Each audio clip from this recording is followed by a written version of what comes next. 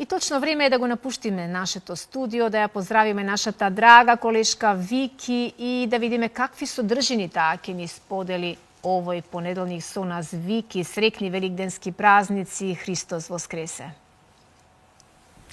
Навистина воскресе, среќен Великден Сузе и честит празник на сите наши гледачи кои што го чествуваат истиот. А токму така, вчера христијанските верници со порака за мир, љубов и благосостојба и со традиционалниот поздрав Христос воскресе, навистина воскресе, го прославија еден од најголемите христијански празници, а тоа е празникот Великден. Затоа какви емоции со себе носи празникот Великден, колку простувањето и прошката како делот празникот влијае на нашето ментално здравје и како се чувствуваме после празниците, меѓутоа и за време на празничната трпеза. Ова утро разговарам со психолог Зоран Костов, со кого ќе поразговараме повеќе за овие теми. Психолог Костов, ви благодарам што сте дел од утринската. Честит празник и добро утро. Добро утро, мило ми е што сум тука и се надевам ќе помогнам да одговориме дел од овие прашања. Токму така, тоа е мојата тема за ова утро која е одбрав. Великден не зближува, меѓутоа Великден носи позитивни и негативни емоции и чувства. Зошто е тоа така, психолог Костов, и како тоа го објаснува психологијата? Па добро, сепак празникот е религиозен и тој повикува на многу нешта. Пред се повикува на тој дел од нас кој што бара од нас да бидеме добри луѓе. Тоа значи дека светлото, рефлекторите се свртени кон нас и нели се осеќаме како да некој не гледа, во суштина се гледаме самите себе си, правиме ревизија на тоа какви луѓе сме и како можеме да бидеме подобри.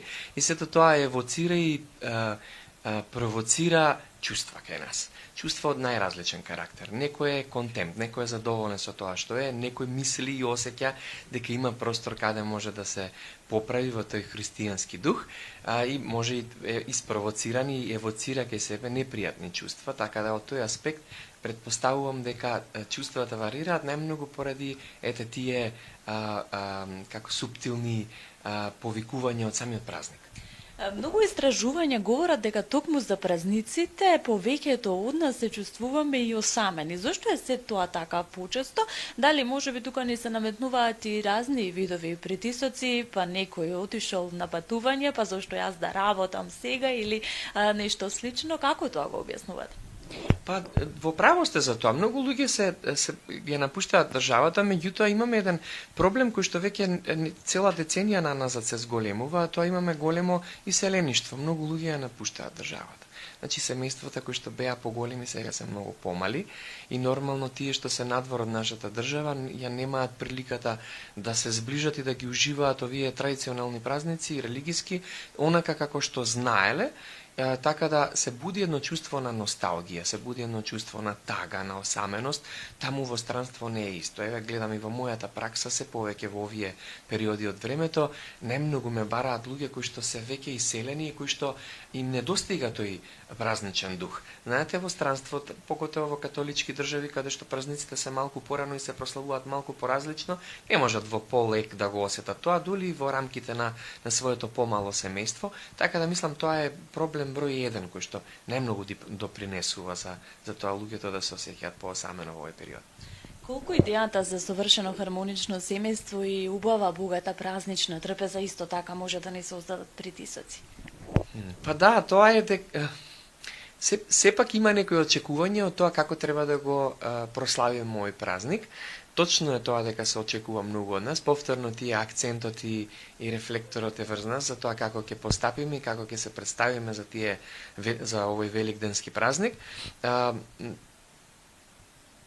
Точно, меѓутоа, дали мора тоа да биде така? Мислам дека е подобро во тие моменти на тој притисок кога го осеќаме да се потсетиме зашто всушност го славиме празникот и која е позадината на сето тоа, дека празникот не е нели трпезата да биде најбогата од сите, да биде сликана, да биде на Инстаграм и да е нели најмногу лајкувана и најмногу уважена, дека празникот е за нешто друго. Не прославуваме трпеза, прославуваме некое воскресението на нашиот Спасител, кој што го дал својот живот за да не избави од нашите гревови, така да акцентот не мора да го ставиме сами на себе и со тоа ќе го ставиме, ќе отрнеме и притисокот од тоа да бидеме нели перфектни, односно да тоа што го правиме и како го пречекуваме празникот да биде перфектен, поготово за очите на јавност.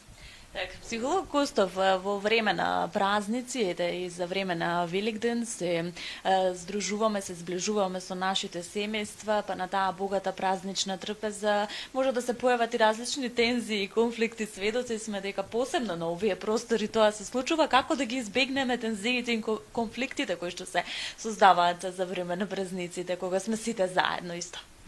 Многу тешко прашање, многу интересно, а неизбежно. Значи, вака, со самото тоа што подразбира дека треба да се собереме фамилиарно за еден празник, тоа значи дека потенцијално многу релации врски кои што се веќе замрзнати, затоа што тоа бил единствен начин како сме можеле да на некој начин да ги одржуваме, сега подразбира дека ќе треба да ги одмрзнеме.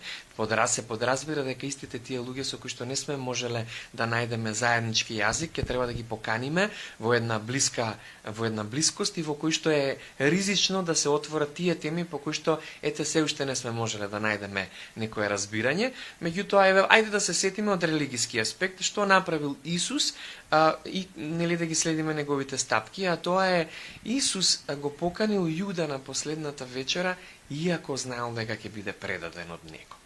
Значи, кога можел тој тоа да го направи, зошто па не и ние? Како најлесно да ги поставиме оние граници во семејството со цел да ги поминеме убаво празниците, да не дојде до конфликти, тензии на самата празнична трпеза кога сите сме собрани, кога целото семејство е собрано? Како најлесно се поставуваат семејните граници?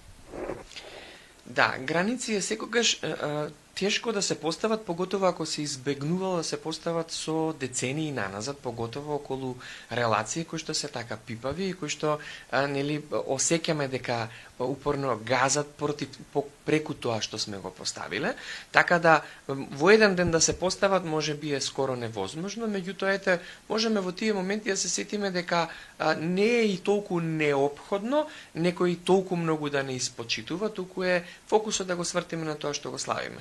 Нели го славиме Христосовото воскресение и да го подсетиме оној кој што упорно гази по нашите граници дека овој празник е токму за тоа. Пошто може би тој заборева, па затоа си допушта толку. Прошката, простувањето и смирението исто така се дел од Великден, колку прошката и простувањето како такво влие на менталното здравје? Да, влијае многу. Простувањето, меѓутоа во која форма? Сега мислам дека и религиозно простувањето не подразбира она што и психологијата го охрабрува. Тоа е ти простувам и ајде сега пак одново. Значи, простувањето не мора да има таква форма, иако луѓето најчесто го разбираат така.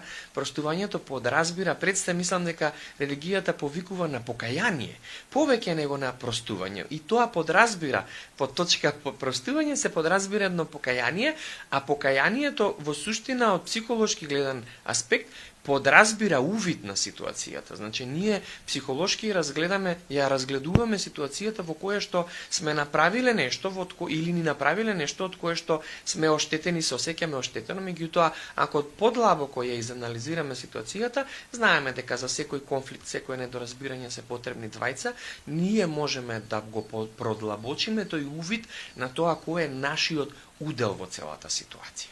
И онда кога веќе знаеме како сме допринеле, да бидеме поспокојни затоа што веќе знаеме во иднина како треба да се поставиме.